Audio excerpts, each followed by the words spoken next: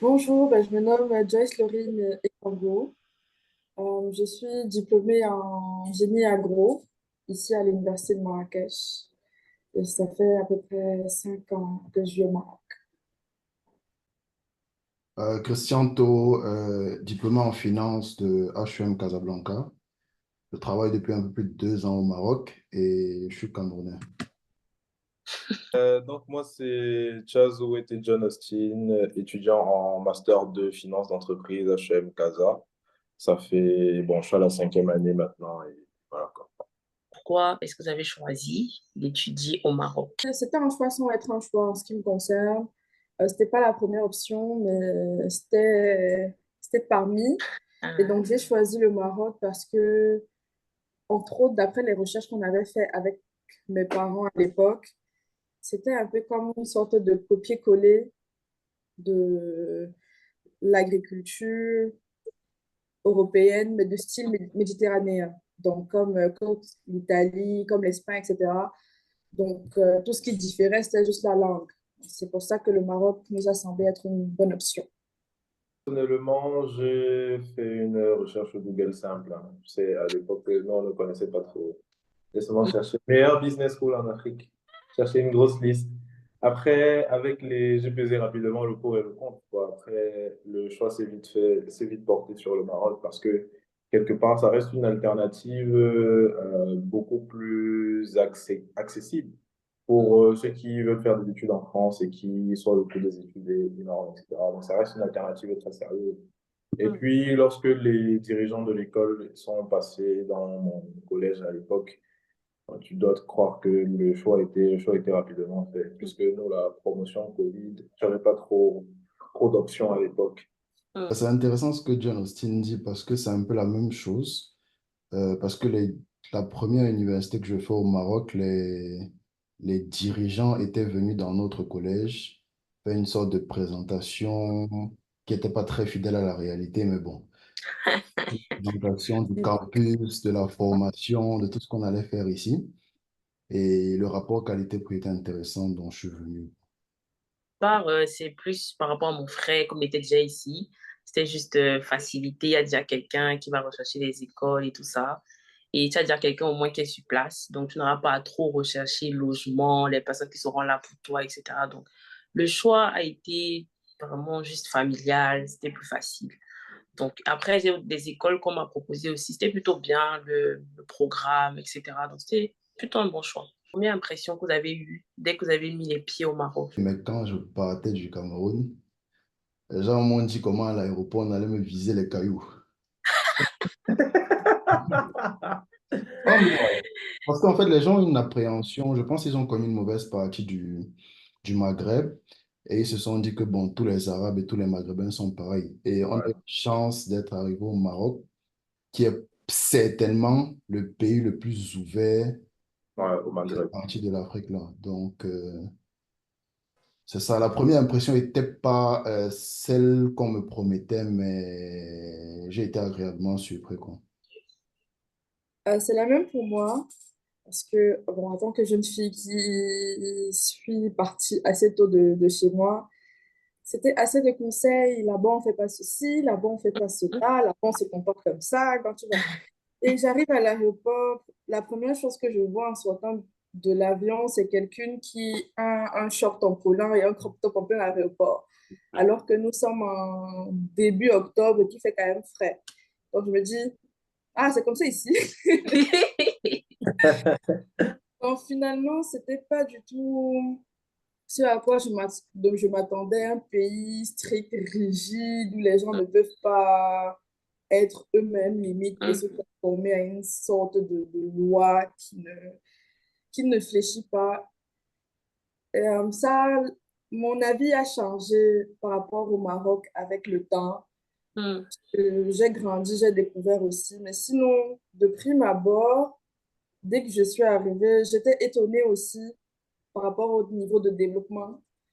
Parce que oui, je m'attendais pas par rapport à ça. Je m'attendais pas à ça. Je m'attendais à ce qu'il soit développé, oui. Mm. Mais je m'attendais pas à ce que, quand j'arrive déjà, je sois waouh au niveau de l'aéroport du Maroc, tu vois. Donc, j'étais vraiment surprise par rapport à leur niveau d'avance. Personnellement, c'est un peu à la croisée des chemins des deux, hein. Ça veut dire que lorsque tu viens du Cameroun, moi personnellement, la première des choses qui m'a choqué, entre guillemets, ou bien qui m'a agréablement surpris, c'est à quel point est-ce que les routes étaient larges.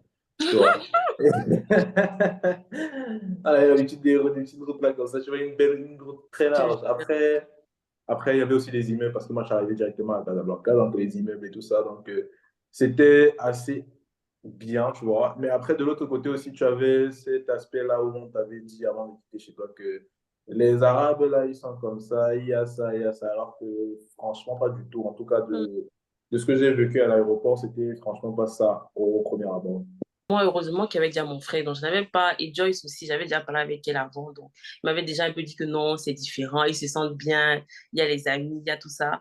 Et moi, dès que dans l'avion, et je regardais d'en bas, je voyais beaucoup d'immeubles. Je me disais que, mais attendez, est-ce que c'est les jeux comme dans les Lego, tu vois, c'est moi les constructions, mais j'étais choquée. Tu vas dans la repo, ça te donne les papiers, il y a la traduction en arabe, il y a la traduction en français. Tu te dis que, mais attendez un peu, je vais aller lire quoi là-bas, je vais étudier en quelle langue, est-ce que les professeurs vont parler français ou bien ils vont parler arabe de leur langue et tout. Donc, j'étais un peu choquée quand j'arrive à l'aéroport. J'ai mis près de 2 heures pour sortir parce qu'il y avait énormément de descriptions en arabe et en français. Mais où on m'envoyait, du moins, ceux que je suivais, c'était plus marocain, plus les français. On était un peu perdus, donc c'était chaud. Mais après, je me suis dit que bon, ça va, ils indiquent quand même bien la sortie, ils sont quand même accueillants, gens bienvenus. Vraiment, c'était quand même plutôt cool. Et je te dis que bon, ok, ça va, on t'accueille déjà quand même bien à l'intérieur, tu seras un peu plus à l'aise, tu pourras vraiment communiquer, quoi. Pas que tu vas te demander, traduire, que non, on dit ça en votre langue, comment pour que tu expliques. Donc, ça va, c'était plutôt pas mal. Ouais.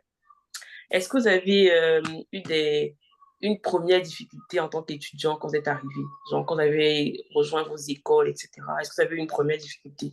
Ok, donc comme je disais, nous c'est la promo Covid, donc on a dû rester au Cameroun jusqu'en décembre, alors que les cours commençaient en, je pense, début octobre, la première semaine du mois d'octobre.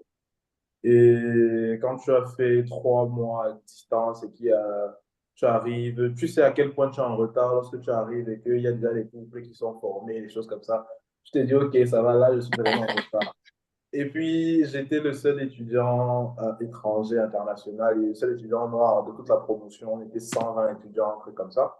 Et je suis le dernier arrivé. Donc, dis-toi que je suis là comme ça et tu as tout le monde qui se connaît déjà un peu. Mais bon, avant d'arriver, j'avais déjà des camarades qui s'étaient rapprochés de moi. On avait fait des travaux à distance. Il y en avait qui sont venus me récupérer quand j'étais à l'aéroport. On a fait un petit tour. Donc, personnellement, en tant que nouvelle arrivée, j'ai pas directement senti ce décalage-là, même si quelque part, c'est pas tout le groupe qui était directement derrière toi, mais la majeure partie des gens étaient là pour te dire, OK, vas-y, ça va bien se passer. Et j'avais aussi la chance d'avoir une promotion assez bienveillante. Donc, moi, j'ai pas eu tellement de problèmes au début. Mais après, je me suis très vite rendu compte que il faut pouvoir s'intégrer et se rapprocher des autres parce que là, ça fait 3 mois qu'ils sont ensemble et tu ne vas pas t'attendre à ce qu'ils viennent vers toi. Ouais, c'était un peu ça personnellement. Le principal défi à mon arrivée, déjà, je pense que c'était faire qu'on prononce bien mon nom et mon prénom. C'est le plus gros défi parce que entre Toho, Tohu et Christin, Christine, il y avait tellement de variantes. Donc ça, c'était un principal défi. Et après, comme John Austin l'a dit, c'est quelque chose qui sera général. C'est que tu arrives dans un environnement où les gens parlent la même langue, ils ont les mêmes références, ils ont les mêmes rêves. Et toi, tu viens comme un outsider, tu dois essayer de faire ta place, quoi. Donc, ça, c'est pas facile. Et une fois que tu arrives à le faire, il faut savoir que tu fais quelque chose qui est plus dur que ce que font les autres. Donc, une fois que tu arrives à t'intégrer dans une communauté multiculturaliste, ça fait un skill en plus que tu ajoutes à ton arsenal. Le concert, ma plus grande difficulté, c'était le déplacement.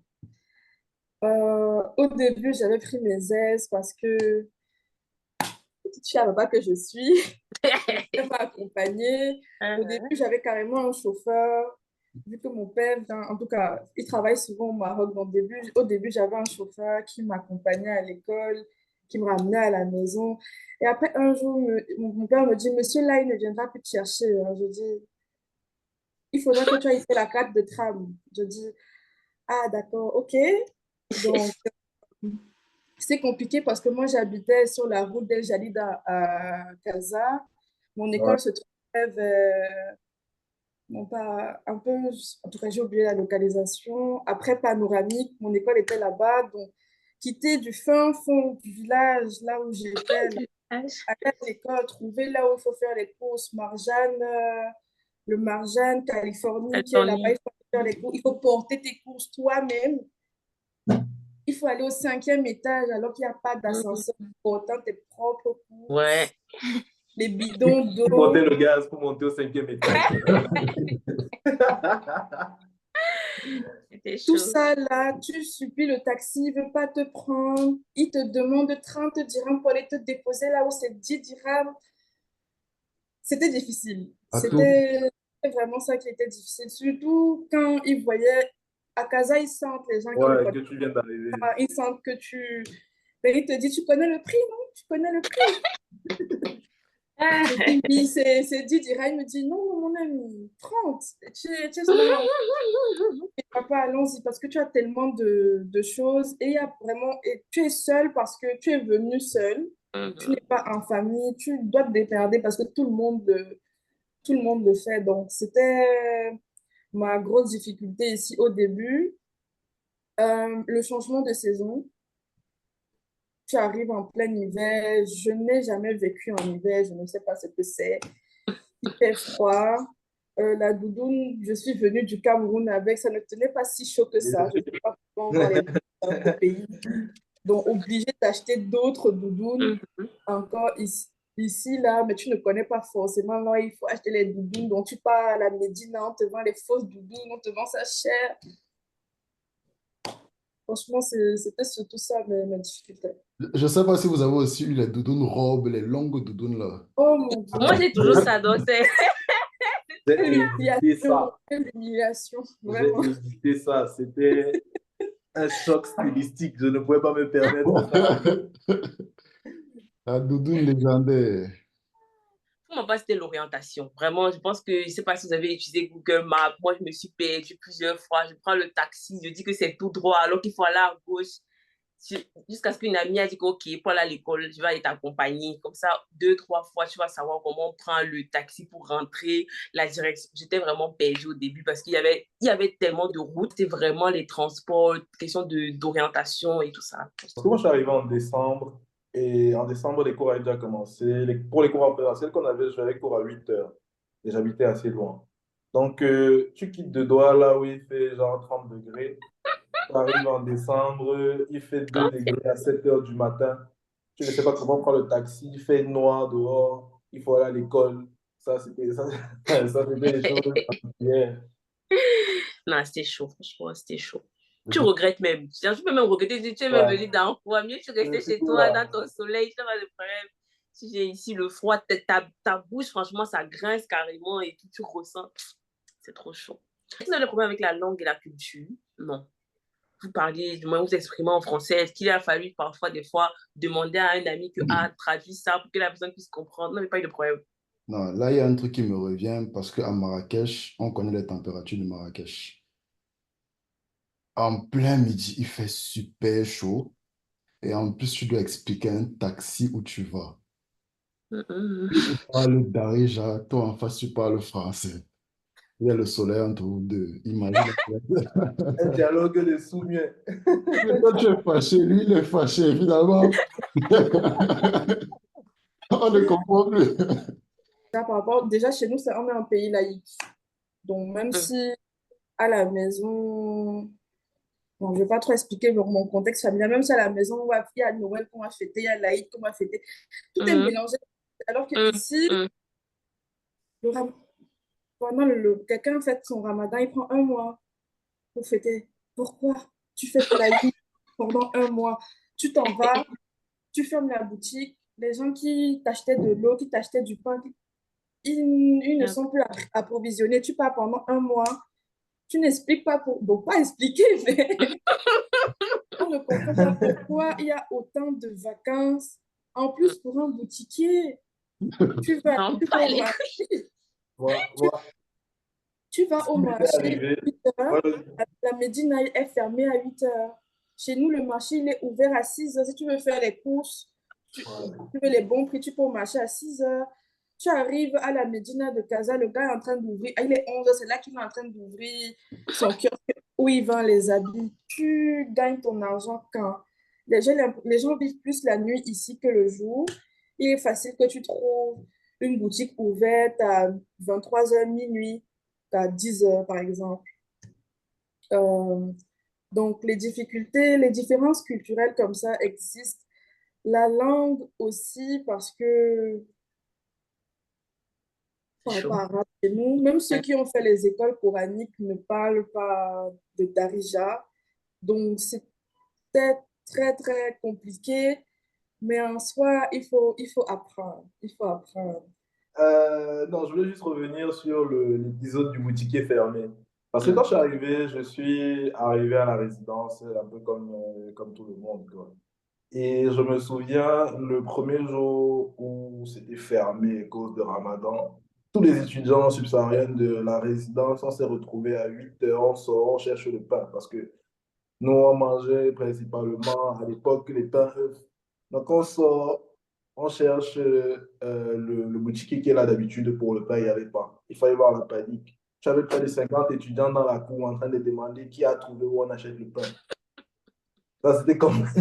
ça, c'était compliqué. Ouais. Non, mais niveau culture, principalement, moi, ce qui m'a principalement choqué, c'est que je suis un peuple qui est très, très chaleureux. Ça veut dire qu'ils sont trop dans le contact physique. Sauf que moi, non, moi, je ne connais pas ça. Donc, ils veulent parler, ils veulent seulement te toucher, ils veulent seulement... Justement, mon gars, je vais t'écouter, me touche, me touche pas, je vais t'écouter. Et voilà, ça, c'était principalement ça qui me dérangeait au début. Ouais. Après, au niveau de la langue, moi, j'avais... Mon premier cours auquel j'ai assisté en présentiel, c'était mon cours d'économie. Et mon prof d'économie, le premier jour, m'a dit, mon ami, tu vas te débrouiller parce que je n'explique pas en français. Direct comme ça. C'est clair. Après, c'était bienveillant, il m'a obligé à comprendre et à apprendre beaucoup plus rapidement, mais c'était ça directement. Et puis, je me souviens encore, j'avais un papier de deux amis qui m'avaient fait une petite fact sheet, entre guillemets, où tu avais les mots les plus usuels qu'elle avait traduits en darija et en français. Là. Moi, je me baladais avec ça dans ma main, et puis, et puis ça devenait beaucoup plus facile. Mm. Moi, j'avais quand même des amis qui étaient déjà là. Parce que je suis arrivée en retard. Je suis arrivée peut-être début novembre. Les cours avaient déjà commencé.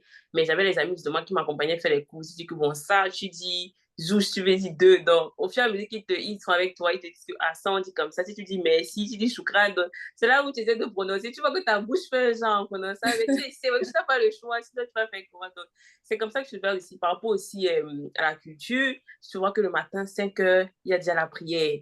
Ouais, tu ressens dans tes oreilles, tu vois comment tout le monde, soit les gens vont à la mosquée, les gens marchent, les gens courent même les escaliers. Moi, c'est dans un immeuble où un papa, là, tous les matins, quand ça sonnait, il court les escaliers parce qu'il s'est réveillé peut-être tard et puis il court les escaliers pour aller prier. Donc, tu es obligé de faire avec, nouvel environnement. Les gens sont vraiment très prières, très réveillés, ça sonne à midi, il faut aller. Et il faut être, tout le monde doit être calme. En classe, il y a, genre, sonnerie pour la prière et tout le monde reste calme. Ceux qui doivent aller prier vont aller prier, tout le monde va attendre. Ceux qui ne veulent pas rester à la classe, donc, tu t'habitues, tu te fonds vraiment dans la masse, quoi. Oui. Comment a été l'intégration? L'intégration était plus ou moins ça. Plus parce que je suis allée dans une école privée qui était en collaboration avec beaucoup de pays subsahariens. Donc, quand j'arrive dans ma classe, étonnamment, vraiment étonnamment, parce que j'arrive en retard aussi, il y a pratiquement que des Noirs. Ah ouais. Euh, Je ne m'attendais pas, je ne me sentais pas rassurée, mais je ne m'attendais pas à avoir autant de Noirs dans la pièce. Dis ça, je sens une grosse race. Et beaucoup, beaucoup de Gabonais, beaucoup. Quelques Marocains, ils n'étaient pas très nombreux. J'étais la seule Camerounaise de la classe et quelques West-Af qui étaient là. Donc l'intégration s'est quand même bien passée parce que même avec leur accent gabonais, on dit «Oh, ma soeur de l'Afrique centrale». Mm. Oui. Euh, quelques activités au début, journée d'intégration aussi que l'école organise pour favoriser le mélange, journée culturelle aussi que les écoles organisent. Ça favorise plein de choses. Ça m'a permis de découvrir les cultures des gens, découvrir les autres aussi, Mhm. découvrir d'autres nationalités parce que même si tu vas en vacances au Gabon, tu n'es pas dans le truc des Gabonais, même tu ne connais pas de musique gabonaise, à part celle qui a chanté Tizama. Tu ne connais pas de musique gabonaise, tu ne connais pas comment les Gabonais sont, tu ne connais pas comment les Maliens, les Sénégalais sont. Et quand tu arrives ici, il y a des Noirs à la Médine, on te dit marché sénégalais, marché qui a leur nom, qui a leur nationalité carrément. Tu es obligé, maintenant tu fais la distinction entre les différents accents. Tu sais que non, lui il est sénégalais, lui il est malien, lui il doit être ivoirien, etc. Donc oui, mon intégration s'est plutôt bien passée. Le Maroc est un pays qui est assez ouvert, donc c'est une bonne... Moi, principalement, l'intégration est passée par les amis que je me suis fait à l'école. Ça veut dire que j'avais des gens sur qui je pouvais m'appuyer si je voulais faire X ou Y chose. Et quand tu as la résidence, tu as beaucoup d'autres étudiants qui arrivent comme toi aussi et qui sont un peu perdus. Donc, au fur et à mesure, vous vous entraidez. Et puis, quelque part, tu as aussi les aînés qui sont là. Il y a toujours des gens qui étaient là avant toi. Et puis, par exemple, Christian était là avec toute l'équipe du Master 1 à l'époque. Ils étaient là. Donc, quand ça n'allait pas, tu vas vers l'un, tu vas vers l'autre, vous discutez, et puis ça va, quoi. Donc, principalement, l'intégration était assez simple. Je ne suis pas non plus quelqu'un qui fait énormément de choses en dehors de ce que je suis venu faire. Donc, je n'avais pas besoin de tellement de choses. J'avais pas besoin de tellement de choses en dehors des basiques et du nécessaire, quoi. C'est pas, on nous a facilité un peu l'intégration avec les journées d'intégration qu'on fait quand le premier jour des classes, là, où vous êtes tous dans un amphithéâtre, on vous présente les programmes, on vous présente les progressions entre les cursus. Mais je pense que j'avais un paradigme qui était un peu euh, inadapté au début, où j'essayais de parler un peu à tout le monde, où j'essayais de rire à des blagues qui n'étaient pas forcément adaptées à mon Drôle. style d'humour, beaucoup plus doux. Et je pense que cette méthode ne me sied pas forcément, où pas je c'est moi, j'essaie de m'adapter au fonctionnement des autres en permanence, tu vois. Et à un moment, j'ai décidé de changer de mode de fonctionnement. J'acceptais les différences il y avait avec les autres, mais je ne voulais pas forcément être accepté de tout le monde et être ami avec tous les Marocains, tu vois. Là, naturellement, certains Marocains avec qui ça va cliquer, ceux qui sont un peu plus ouverts à la différence culturelle. Il y a d'autres qui ne sont pas aware ou bien cultivés là-dessus et qui n'ont pas eu de personnes différentes d'eux dans leur vie. Et tu vas pas forcer le contact avec eux, quoi. Tu les acceptes comme ils sont et tu vas te créer un groupe naturellement. Exactement. Comme aussi a dit, il y a forcément les gens qui viennent avant toi. Donc, euh, moi, avant de venir, il y avait déjà un groupe de personnes qui savaient que j'allais venir. Donc, quand je suis arrivée, ils sont venus me visiter la première fois. C'était une ambiance chill, que ah, tu es venue, ma nouvelle femme. Bref, c'était des blagues vraiment bien, plutôt bienveillantes en tout cas. Donc, ils venaient en classe, m'accompagner, genre, viens, on va à la pause. Donc, c'était déjà quand même, socialement, franchement, on était quand même bien intégré. C'était vraiment plutôt bien pris en charge, etc. Donc, c'était plutôt bien. Ça a dit tout à l'heure, c'est que tu ne vas pas forcément être ami avec tout le monde. Et moi, ce que j'ai compris très rapidement, surtout que j'étais encore une fois arrivé en retard, c'est que tu dois très rapidement te rendre, entre guillemets, indispensable. Ça veut dire que euh, je m'en fous de si toi et moi on s'entend ou pas. Mais à un moment donné, tu auras besoin de moi et à ce moment-là, tu finiras par te rapprocher de moi. Et donc, ça passait par, ça va peut-être embrayer sur d'autres sujets, mais ça passait par être le meilleur de la classe. Parce qu'à Ok. partir de là, maintenant, tout le monde se rapproche de toi pour dire, OK, est-ce que tu peux m'expliquer ceci? Est-ce que comment ça? Et après, ça brise beaucoup de barrières pour certaines personnes qui avaient des préjugés à ton égard. Mm. Et moi, je me rappelle que quand je suis arrivée, il y avait une noire, elle était ivoirienne, et les autres étaient marocains, mauritaniennes. Je me suis plus facilement rapprochée d'une mauritanienne par rapport à l'ivoirienne, parce que c'était plus évident, mais pas qu'on ne s'est pas entendu dès les premiers tours, mais c'était les regards, genre, elle est noire, je suis noire. Mhm. Chacun va faire sa vie, quoi. Alors que forcément, moi, je pensais que bon, c'est avec elle que je devais plus m'entendre au début, mais c'est plutôt avec Mauritanienne que je me suis entendue plus, et c'est avec elle que j'ai un peu cheminé la première année. C'est pas la suite qu'avec l'Ivoirienne, par rapport aux activités d'intégration, de culture, découverte d'autres cultures, que c'est là où je me suis rapprochée d'elle, on a commencé à bien s'entendre, etc. Donc, franchement, du moment où tu es toi et que tu laisses les choses se faire naturellement, pas besoin de forcer ou d'aller dire que, ah, viens, on va être amis, que ce soit avec une Marocaine ou pas, mais tu laisses les gens vraiment venir à toi et tu ne te fermes pas, tu t'ouvres justement à ce que, si tu me dis bonjour, je te réponds, si tu ne me dis pas bonjour, pas de bonjour, chacun fréquente, chacun est venu pour quelque chose, donc on reste posé, chacun dans sa situation et on gère, quoi. Par rapport à ça, c'est qu'il y a un problème, il y a un conseil généralement qu'on donne aux Blacks qui viennent ici. C'est on Mhm, dit, il faut faire attention aux Blacks qui sont déjà là-bas. Je ne sais pas trop comment prendre ce conseil. Il y a des Blacks, effectivement, qu'il faut éviter. mhm. Il ne faut pas se fermer à la communauté subsaharienne qui est sur place. Non, quand même pas. Quand même pas que Et c'est eux qui vont à t'aider. l'opposé, tu as un autre conseil qui est encore plus toxique. C'est que on va te dire que les Marocains, là, il faut faire attention à eux, il faut les éviter, Alors, ils sont mauvais, ils ne t'aiment pas. Alors que chacun a ses expériences. Et puis, comme on dit toujours, il y a du bon et du mauvais partout. Tu ne vas pas trouver que du bon à chaque fois. mhm, mhm. Et ceux qui donnent les conseils là aussi, comment quelqu'un peut donner un conseil comme ça aussi cru? Et aussi, surtout à un nouveau. Quand tu dis c'est un nouveau, si la personne est fragile d'esprit, Ouais. forcément, quand tu vas arriver en classe, la personne marocaine qui veut t'aider, tu vas le voir en diable, genre, que pourquoi tu m'aides?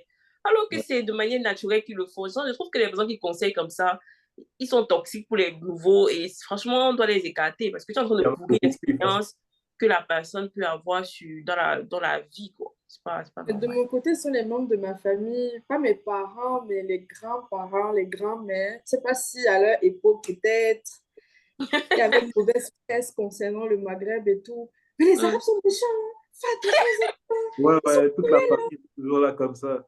vraiment... Tu ne peux même pas discuter. Donc, quand tu pars et qu'elle te met les bénédictions sur toi, elle te dit, tu ne marches pas avec les Arabes, hein. Ils sont méchants. Ils ont compris que oui, mamie, oui, pardon, j'ai compris. Comment vous gérez la distance avec votre famille, vos amis que vous avez laissés au pays, etc. Comment est-ce que vous faites? Bien. La réponse, elle est claire. Ok. Plutôt bien encadré. Je vivais seule, Mm, mais au début, j'avais quelqu'un qui venait me chercher. Donc, ça ne me changeait pas trop de mon quotidien. J'avais mm, ma tante aussi qui m'a pris sous son aile dans le samedi.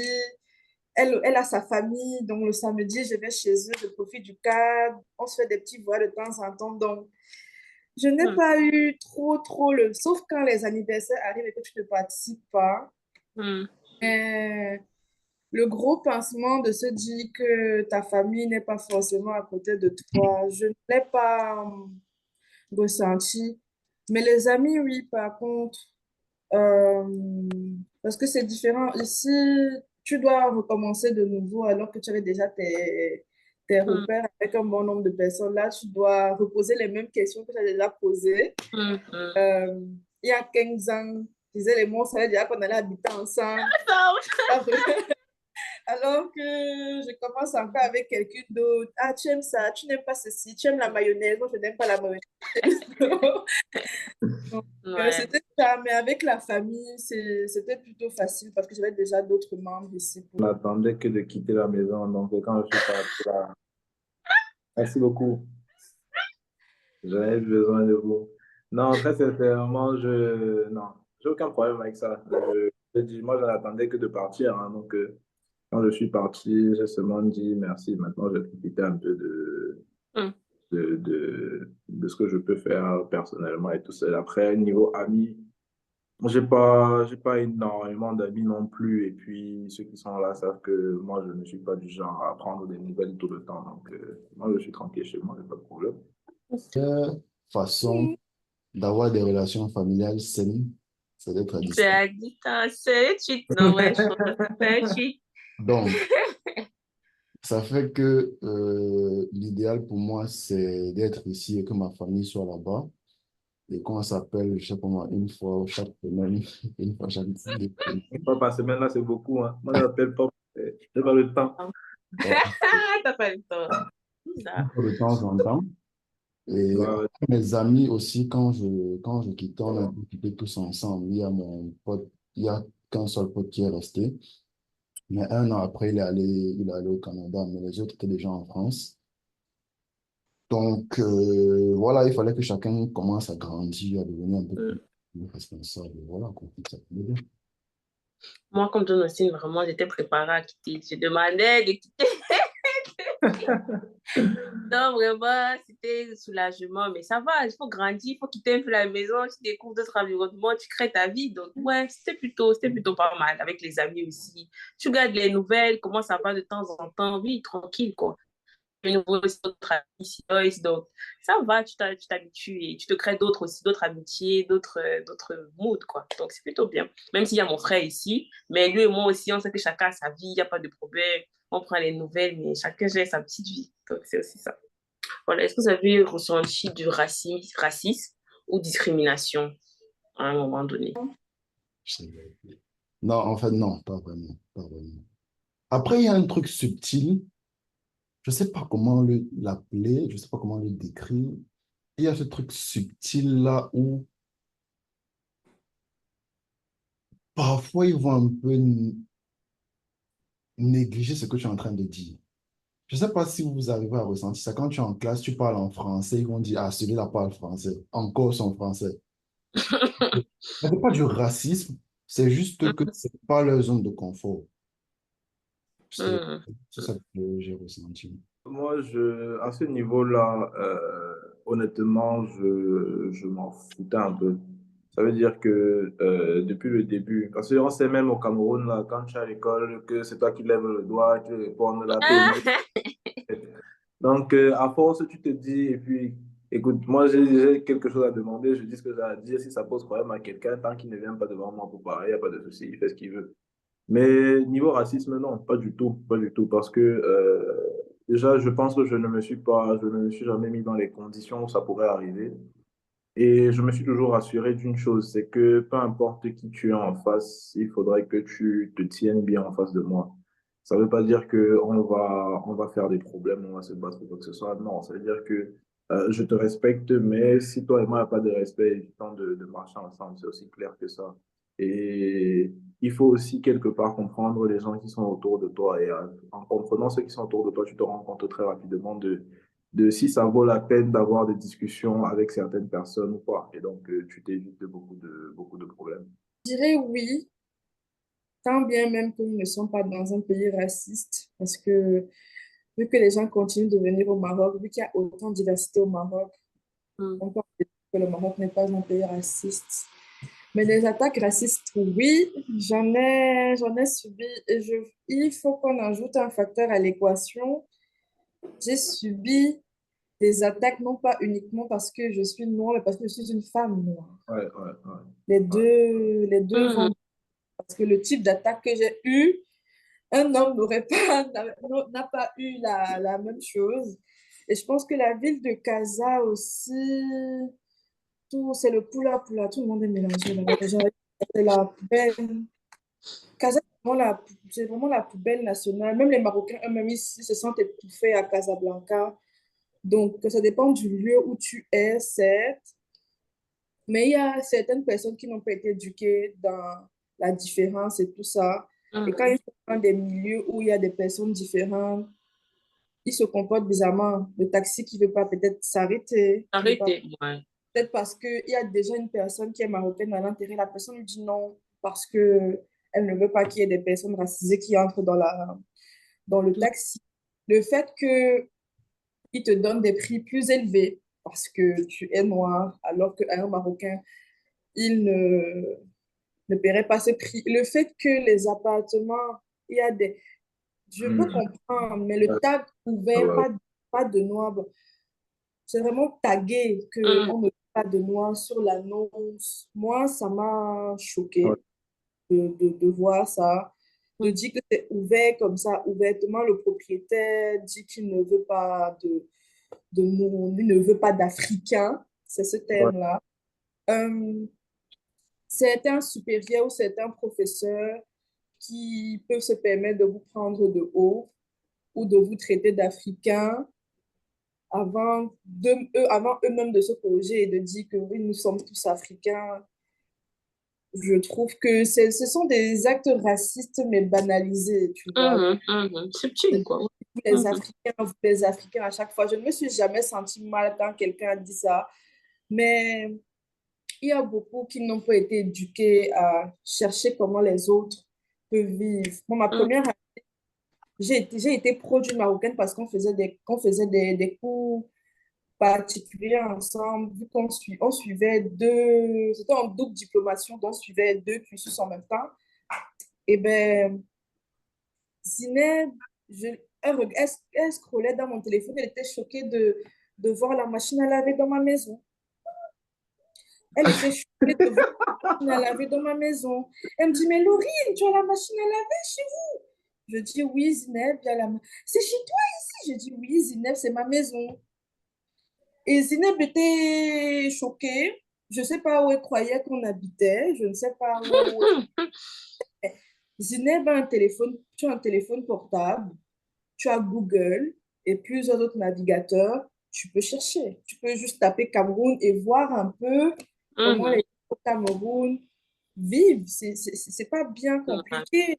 Moi, je reviens sur le truc des professeurs. Les professeurs, c'est vrai qu'ils font genre, non, on est ouvert chez nous, ils veulent montrer l'image du Maroc vraiment très, très ouvert, très, ils sont pas racistes et tout.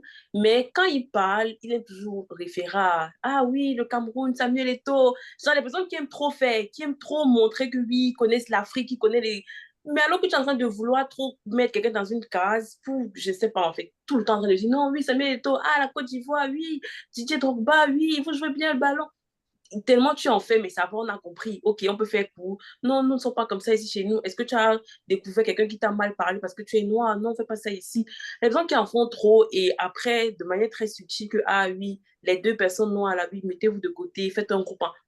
Mais finalement, tu parles de quoi? Tu disais Samuel Eto'o au Cameroun, tu montrais que tu es très ouvert. Pourquoi maintenant tu veux faire un groupe de personnes black à part et fait, c'est pas normal. Donc, Oui, ils font genre comme s'ils sont très ouverts, mais au fond, franchement, quand tu entres dans leur vrai comportement, c'est pas du tout le cas.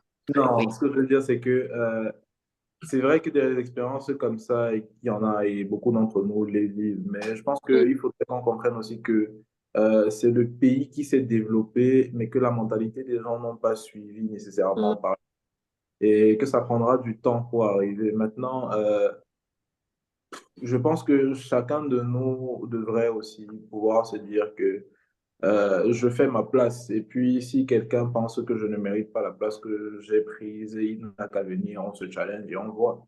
Mhm. Et chacun s'impose à sa façon. Maintenant, si ça ne marche pas avec certaines personnes, tu changes de milieu et puis on évite de rester dans cet amour toxique-là.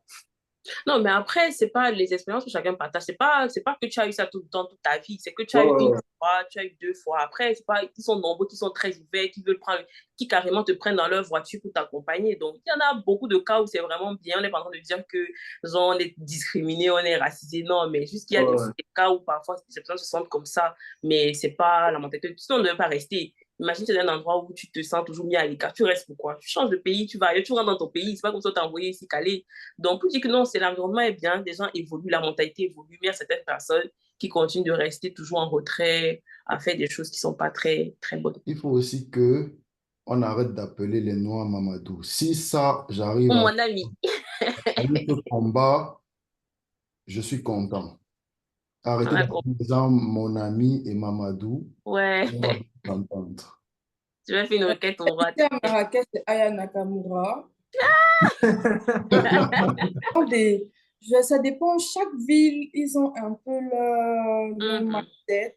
Moi mhm, qui ai quitté Casablanca après 3 ans de vie, quand j'arrive ici à Marrakech et que la nuit ici à Marrakech, Zizel peut en témoigner, je peux sortir, je dis je vais à la boutique, il est minuit, je descends tranquillement, j'ai mon téléphone et après je reviens, j'ai pas de stress alors qu'à Casa, il est 22 heures, je veux descendre, mais j'ai peur.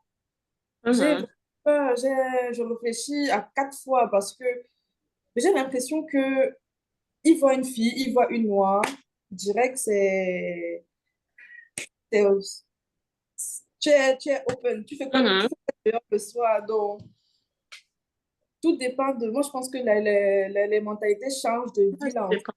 Mhm.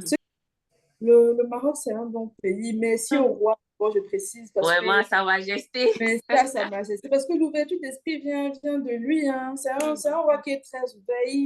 Il a plein de partenariats avec Ouais. les pays d'Afrique. Pays Il va d'Afrique, dans ouais. la plupart des pays d'Afrique. Même au Exact. Cameroun, il vient. Donc, Mhm. vraiment, merci à lui. Et est-ce que vous avez quand même remarqué une différence, du moins dans l'aspect éducatif, par rapport au Maroc, par rapport au Cameroun, du moins? Très longue, parce que Mhm. moi, je suis venue juste après Mhm. avoir eu mon baccalauréat. Mais je tiens à préciser que la seule différence, je ne vais pas comparer aux études supérieures, mais Mhm. à l'aspect général, Mhm. c'est l'accessibilité des professeurs qu'on n'a pas forcément au collège. Si Mhm. j'appelle les professeurs par leur prénom, j'appelle pratiquement tout le monde par le prénom, sauf le directeur que j'appelle monsieur. Mhm. Mais sinon, Oumeima, tout ça, donc j'ai eu un accès avec le professeur, je peux causer avec lui, je peux m'approcher de lui, etc., que je n'avais pas forcément quand j'étais au Cameroun. Parce qu'au Cameroun, quand tu as le numéro du professeur, c'est qu'il te donne peut-être les Ouais, cours particuliers, je ou sais. bien, quand même, vous voyez où je veux en venir, tu as le Mhm. numéro du prof, tu fais connaître son numéro, Mhm. qu'est-ce que tu poses avec lui? Donc, ici, c'est ça que j'ai apprécié. Moi, si je dois dire quelque chose, c'est que l'aspect le plus important qu'il faudrait souligner sur ce sujet-là, c'est le côté simpliste et pratique des études ici. Au Mhm. Cameroun, on a tendance à vouloir mystifier l'école, mystifier la connaissance. On veut seulement transformer des gens en Mhm. astronautes à 12 ans, des choses comme ça. Alors que ce n'est pas nécessaire et ce n'est pas ce qui est important. J'ai Mhm. même eu, je suis en contact avec des gens qui sont encore à l'université, qui sont à l'université comme moi aussi. Et tu as des sujets sur lesquels ils travaillent, tu te demandes à quoi ça sert. Quand on parle à un étudiant de licence de calculer la vitesse de circulation de la monnaie, c'est pour faire quoi avec? Ah, moi, j'ai fait ça. C'est pour faire quoi avec? Il n'y a que la banque centrale qui s'occupe de ça. Tu vas faire quoi avec ça? C'est des choses comme ça qui sont un peu énervantes. C'est que après, maintenant, ça a son avantage, c'est que théoriquement, on est très bon. Oui, c'est que la théorie, la réciter ce qu'on a doit être très bon. Mais en dehors de ça, le côté pratique, ça manque énormément. Et Et après, c'est aussi un avantage quelque part, enfin, c'est le revers de la médaille, c'est que les Camerounais ont été moulés de façon assez dure. Ça veut Mhm. dire que quand tu as eu ton bac, tu as travaillé comme un fou, tu as fait des choses, tu faisais cours jusqu'à 18 heures, après ça, à 20 heures, vous êtes encore à l'école, des choses comme ça. Donc, finalement, quand tu viens ici, tu te rends compte qu'en fait, la charge de travail est hyper légère. Et tu te demandes même pourquoi les gens se plaignent même souvent alors que ça, tu l'as vécu pendant près de 13 ans quand tu étais à l'école. Mhm. Et voilà, ça, c'est un peu les deux opposés. Après, comme Joyce l'a dit tout à l'heure, c'est que tu es aussi proche de l'administration, proche des professeurs. Et ça te permet aussi d'avoir une vision un peu différente Mhm. de l'encadrement et de l'enseignement. L'accessibilité des professeurs, c'est un vrai point. Le fait que les professeurs soient ouverts à la discussion, le fait que les professeurs... Bon, après, je n'ai pas testé le contexte camerounais, mais ici, j'ai des professeurs qui sont des professionnels, dont ils savent comment t'insérer dans la vie active. Et aussi, ce que John Austin a dit, le fait d'avoir un aspect pratique à la formation. Après, je vais juste rajouter, pendant le cursus, tu as l'aspect stage. Ce qui Mhm. est intéressant ici, c'est que pendant tes stages, on te respecte quand même. On t'apprend des choses, on t'insère dans l'activité de l'entreprise, alors que dans nos pays subsahariens, on a tendance à te faire porter la veste pour aller acheter les beignets pour les gens. Quand je l'ai donné. Donc, il y a un peu plus de respect pour les... Mhm. Mhm. C'est un vrai avantage. Pour moi qui ai connu quand même le système au Cameroun et ici, c'est qu'on te bombarde tellement de matières. Franchement, 3 années, tu apprends beaucoup de choses, comme John Cena a dit, qui ne vont rien t'apporter. J'ai fait finance, j'ai calculé la vitesse de la monnaie, tellement de théories, mais pratiquement, on te fait faire un stage après 3 ans. Donc, c'est après, et stage, c'est vraiment que tu observes, c'est ça d'observation, c'est là où tu te mets à regarder, voilà comment on fait, voilà comment on ne fait pas ci. Donc, tu ne pratiques même pas en temps réel. Donc, te fait perdre assez de temps comme ça, alors que tu n'as que la théorie en tête. Pourtant, on pouvait te mettre directement dans la filière que tu veux, et on te donne les cours qui sont appropriés à ça, que de te faire d'abord apprendre tout un tas de choses. Tu vas faire marketing, tu vas faire, oui, ça apporte une valeur ajoutée, mais pas par rapport à vraiment ce que tu vas faire plus tard, qui te permettra de gagner du temps, de gagner en énergie et de te faire développer d'autres choses qui pourront amener le Cameroun un peu plus loin. Donc, alors qu'ici au Maroc, c'est vrai que tu fais une filière, vraiment, on te donne les cours qui sont appropriés à la filière. Après, on t'empêche pas avec Internet de t'ouvrir à d'autres aspects, de faire des recherches sur d'autres domaines. Mais au moins, tu es focus sur ce que tu es venu faire et on te donne tous les moyens disponibles pour que tu puisses vraiment être meilleur dans le domaine que tu as choisi. Donc, D'accord. c'est un peu ça. Et moi, j'aimerais ajouter que par rapport à la mentalité, ici au Maroc, ils ne sont pas dans l'humiliation. Dans le Ouais. sens où chez nous, le professeur est dans l'humiliation des élèves. On remet ta feuille. Pour qu'il remette ta feuille, il faut qu'il se moque de toi. De toi. Il faut qu'il te montre Ils jettent ça au sol. voilà, que tu n'as rien foutu. Alors que ben, ici, tu remets ta copie. Si tu as besoin de plus amples informations, tu as son mail ou bien il est devant toi, tu peux avoir accès à lui. Euh, Ce n'est pas quelqu'un qui est venu faire un défi Mm. avec ses étudiants. Et je ne sais pas si c'est propre à la mentalité de chez nous de se comporter comme ça, mais chez nous, on est très dans... On peut Voilà, toujours tu te abuser même rabaisses. la personne Mm. qui est en face, tu vois. Mm. Que de parler tranquillement à un élève, tu vas lui montrer un riton qui ne fait rien, qui n'a rien. Voilà. Il y a des avantages pour vous à étudier au Maroc, en globalité. Par rapport à l'Afrique, clairement. Par rapport à l'Afrique, clairement, dans le sens où le Maroc est vraiment une porte d'accès à l'Europe, Mm. un pays qui accueille beaucoup d'investisseurs étrangers. Pour les francophones, tu n'as pas forcément le réflexe d'aller en Afrique du Sud. Donc, pour toi, la référence, ce serait le Maroc. Donc, tu as une formation, je prends l'exemple de l'ISCAE. Et après l'ISCAE, tu peux entrer de grosses boîtes. Et même quand tu fais certaines écoles privées parmi les meilleures, tu as la possibilité d'accéder dans ces grosses boîtes-là. Et ça Mm. va te permettre plus tard de faire décoller ta carrière. Clairement, moi, je trouve qu'il y a un réel avantage déjà dans le cadre de vie. C'est Mm. très différent de la manière de vivre au Cameroun. Tu n'es pas Mm. stressé de comment tu vas arriver dans le taxi, tu es fatigué, t'arrêter au rond-point, maintenant prendre le taxi, on va te bâcher, on va t'insulter, il fait chaud, tu vas rentrer à la maison et après, bam, on a coupé l'électricité, il n'y a même pas l'eau qui coule. Donc déjà, Ouais. tout ça là, c'est mis de côté, tu n'y penses pas, les factures Mm. arrivent, tu payes les factures et c'est tout. Euh, L'accès au vivre aussi, c'est axé sur la mise en forme des choses, sont axées sur les standards internationaux, mais n'a pas forcément les prix qui Mhm. suivent. Donc, c'est un peu plus accessible, bien qu'il reste quand même les marchés et tout ça, mais malgré l'inflation, les prix restent quand même plus accessibles, beaucoup plus accessibles que l'Europe Mhm. par rapport à la qualité qu'il y a Après, aussi. ouais. C'est bien. Comme Christian l'a dit, c'est une porte d'entrée En à l'Europe. l'Europe. Mais Mm. pour ceux qui n'ont pas envie d'aller en Europe et d'être stressés par la vie active en Europe et tout ça, le Maroc est clairement une bonne alternative. Vivre au Maroc, créer son business ici au Maroc, ils offrent beaucoup de choses qui te permettent de te développer ici. Moi, le principal avantage, je dirais que c'est l'exposition. Par exposition, j'entends le fait qu'au Cameroun, tu as énormément de personnes qui sont talentueuses, énormément de personnes. Mais le cadre et l'environnement ne leur permettent pas de faire ce qu'ils savent faire. Et par exposition, ici, comme les autres l'ont dit, c'est que c'est quasiment une zone de transition entre tout ce qui se passe en dehors de l'Afrique et ce qui se passe à l'intérieur de l'Afrique. Et quand Mm. tu as la possibilité d'être exposé, que ce soit au niveau de l'école, à travers euh, tes performances en général la proximité qu'il y a avec les entreprises, la proximité qu'il y a avec les zones d'investissement et tout le reste, tu te rends compte finalement que le champ des possibles s'élargit beaucoup plus. Mhm. Et maintenant, tu es mieux préparé, par exemple, à passer le cap pour aller en Europe ou aller ailleurs, parce que là, tu as été quand même déjà préparé à certaines choses. Moi, principalement, c'est ça, l'exposition.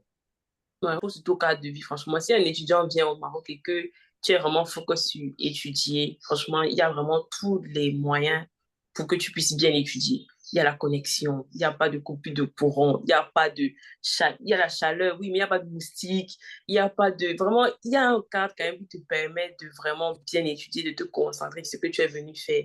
Donc vraiment ça, au moins, c'est vraiment l'avantage. Maintenant, il y a l'exposition, comme tu as dit, par rapport à si tu travailles bien, si tu es quelqu'un que tu es noir, tu es quand même ouvert, tu participes à certaines choses et tout, ça te permet d'être remarqué par tes professeurs, par le directeur, dit que, ah, elle fait bien les choses, pourquoi je ne vais pas parler à tel professeur pour qu'on te trouve peut-être le stage, pour que tu puisses peut-être voyager, faire un échange, etc. Donc, c'est aussi plutôt bien. Donc, il y a l'avantage quand même d'étudier au Maroc. Est-ce que vous voyez, après les études, je ne sais pas, vraiment rester au Maroc? Est-ce que c'est vraiment un pays où vous voulez vous établir en tant que personne et, je sais pas, peut-être futurs parents, je sais pas, etc. Il a dit non, hein.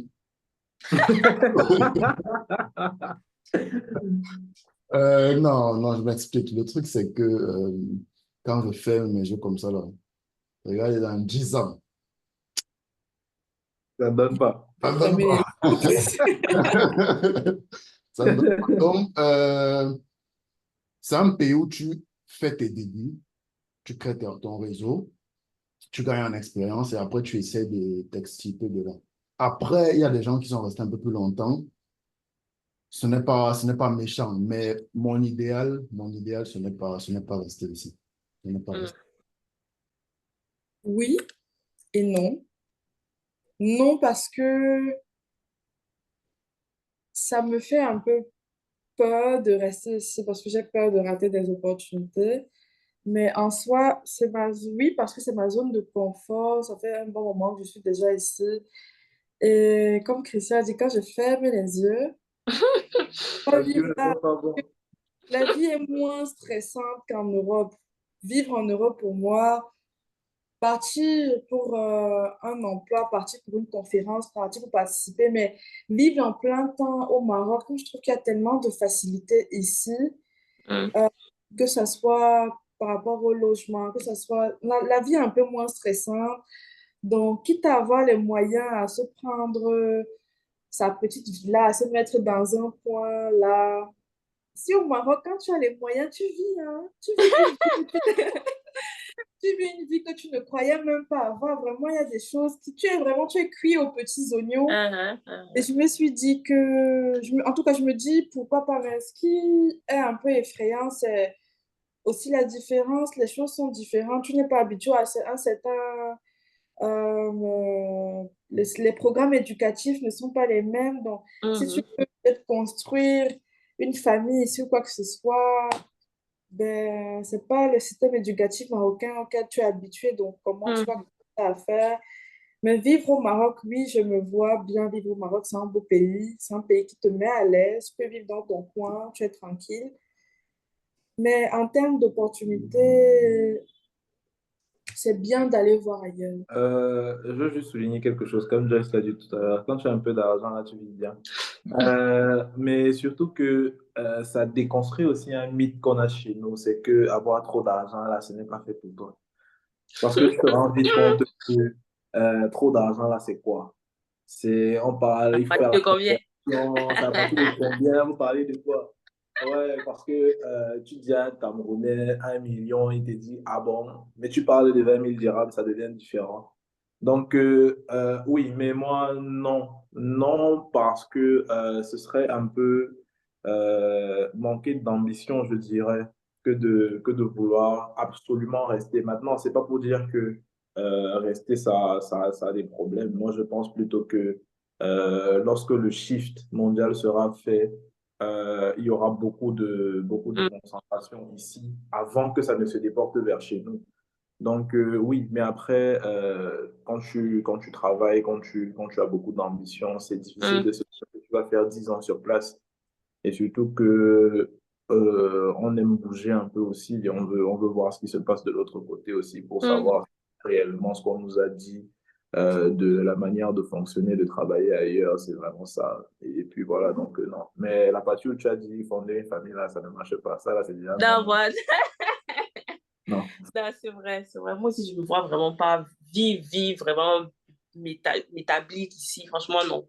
Parce que c'est vrai que j'ai envie de voyager, de découvrir ailleurs, de vraiment t'ouvrir à d'autres choses. Maintenant, établir une famille, ça, je ne sais pas encore où, mais ça sera pas pour le moment ici. Mais en tout Ici. cas, on est là quand même, on profite des avantages qu'il y a. Et comme Donatien a dit, pour le moment, il y aura, au fur et à mesure que le Maroc va se développer, il y aura vraiment beaucoup d'opportunités ici, il y aura beaucoup de choses à faire.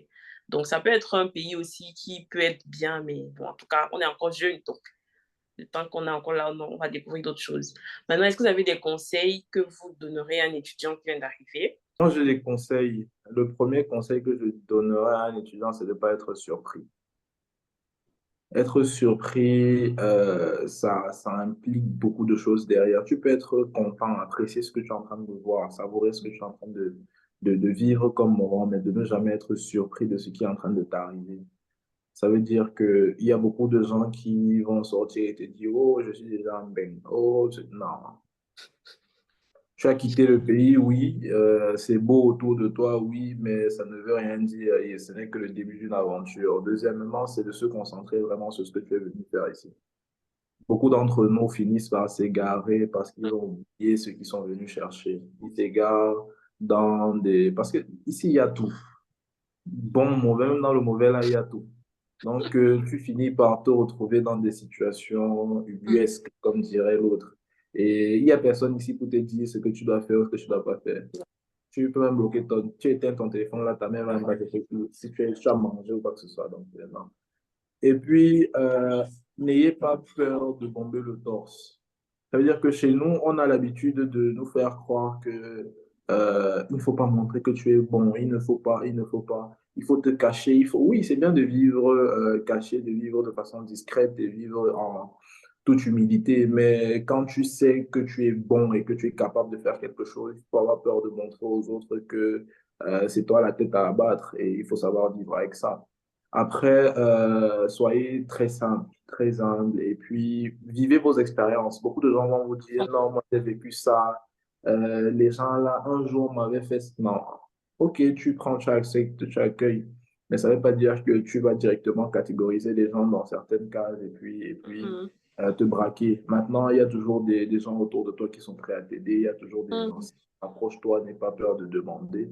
Et je ne connais pas un ancien qui est passé par là et qui te dira qu'il ne t'aidera pas. Mhm.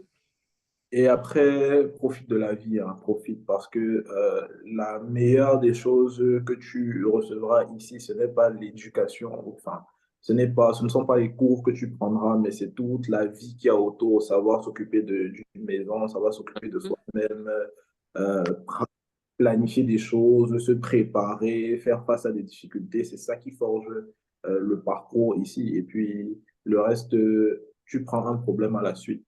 Les problèmes ne vont jamais finir, même après. Le conseil que je donnerais à un étudiant qui vient au Maroc, c'est en général d'être vigilant. Il faut être vigilant sur un bon nombre de choses. Euh, Vigilant quand tu vas à l'école, parce qu'il faut être sérieux dans ce que tu fais. Donc, il faut un certain niveau d'attention. Mhm.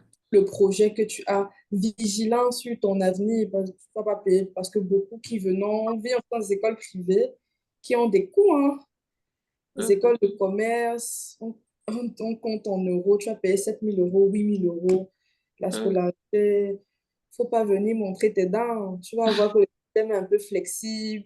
Pendant que les gens sont à l'école, toi, tu dors à la maison. Ah, je rate aujourd'hui, oh, je rate demain, c'est même pas grave, je comprends. Non, non.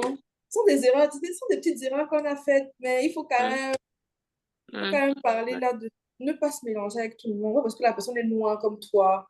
Vous êtes Ouais. fait partie ensemble. Non. Exactement. Faut pas forcément se mettre dans sa zone de confort. Mhm. Tu peux être proche de quelqu'un qui est marocain ou de quelqu'un qui est maghrébin, quelqu'un qui est soudanais, mauritanien, Mhm.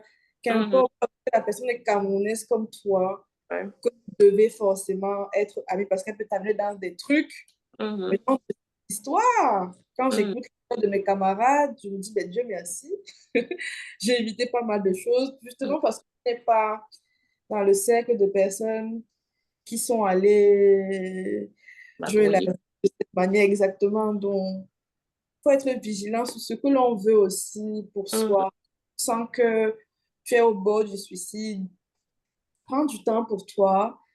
Chez nous, c'est difficile de se prendre des vacances, c'est compliqué. Il faut que tu dépenses beaucoup d'argent. Limbe, c'est loin, Kribi, c'est loin. Dépenser pour aller là-bas, on va te parler des Amazoniens qui ont fait ceci, qui ont fait cela. C'est Le compliqué d'aller. trajet est long. Oui, on n'a pas la notion d'aller en vacances chez nous. Ben, ici, si la vie est trop stressante, malgré la différence, malgré que ce n'est pas forcément culturel de te dire qu'on fait un break, qu'on prend des vacances, essaye de te dire que tu vas quelque part, même si c'est dans un parc, pas de la Ligue arabe, qu'importe, tu vas marcher, tu vas te battre, tu vas prendre de l'air. Et c'est pas pour rien qu'ils ont mis des sortes d'installations comme ça, mais partout, que respirer, etc. Donc, faut pas avoir peur et il faut être vigilant. Ici, on dit tout à l'heure qu'il faut économiser l'argent. Moi, ce qu'on m'avait dit, c'est que si tu veux acheter quelque chose, attends une semaine avant d'acheter. Si après les une semaine, tu ne penses plus en avoir vraiment besoin, c'est qu'il ne fallait pas acheter. Bon Voilà, conseil. donc n'accepte pas qu'on t'appelle Mouradi.